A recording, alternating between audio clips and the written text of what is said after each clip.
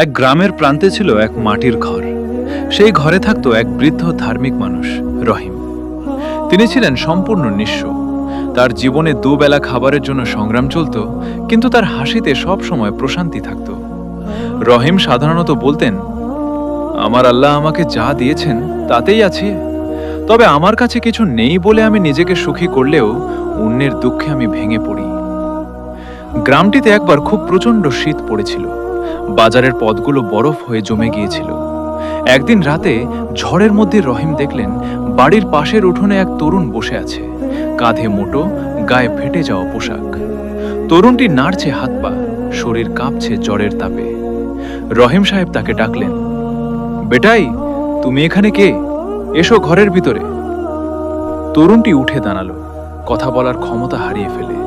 শুধু চোখ দিয়ে অনেক কিছু বুঝিয়ে দিল। সে ছিল একজন ভিক্ষুক নয়, বরং একজন শিক্ষার্থী, যার পড়াশোনার টাকা ফুরিয়েছে, ফিরে আসার ট্রেনের ভিসটাও হয়নি। রহিম সাহেব তাকে ভিতরে নিয়ে বসালেন। রান্নাঘর থেকে সামান্য আউস করে দিলেন, শুধু 2 কাপ কড়া চা। তখনই মেঝেতে বসে থাকা রহিমের ছোট্ট মেয়ের চোখের দিকে তাকালেন। ছোট্টটি বডিসি পেটে ব্যথা নিয়ে কাতরাচ্ছে, কারণ দুপুরে তাদের বাসা থেকে বের করার জন্য কোনো চাল ছিল না। রহিম জানতেন, এই চা খাবার যদি মেয়েটির জন্য রাখা যায় তবে তার সমস্যা হয়তো দূর হতো। কিন্তু সামনে বসে থাকা পরাজিত যুবকের দিকে তাকিয়ে রহিম সিদ্ধান্ত নিলেন।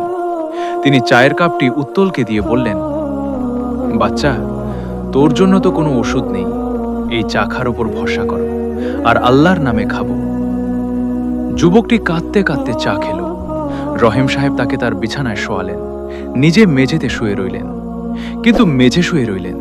কিন্তু মেয়েটির পেটে ব্যথা ছিল। তাকে খাওয়ানোর জন্য রহিমের নিজের জমানো এক টুকরো রুটি ছিল। তিনি ওই রুটিও তরুণটিকে দিলেন। তরুণটি ঘুমিয়ে পড়ল। সকালে যখন রহিম সাহেব ঘুম থেকে উঠলেন, তরুণটি নেই। সাথে নেই সেই 1 কোটি টাকার চেক, যা ওই ঘরের